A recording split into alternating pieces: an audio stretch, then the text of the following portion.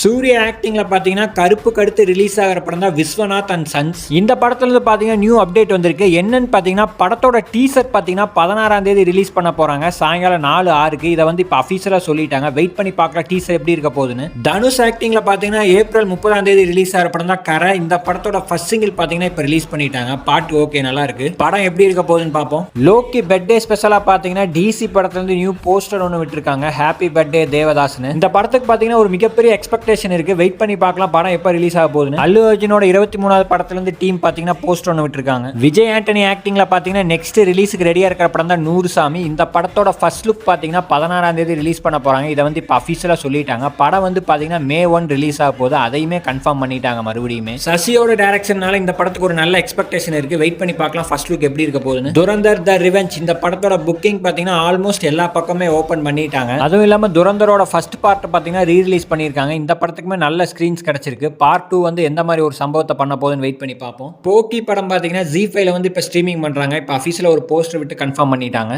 Viswanath and sons படத்தோட டீசருக்கு யாரெல்லாம் wait பண்றீங்கன்னு கமெண்ட்ல சொல்லுங்க. இந்த மாதிரி சினிமா நியூஸ் தெரிஞ்சுக்க சப்ஸ்கிரைப் பண்ணுங்க.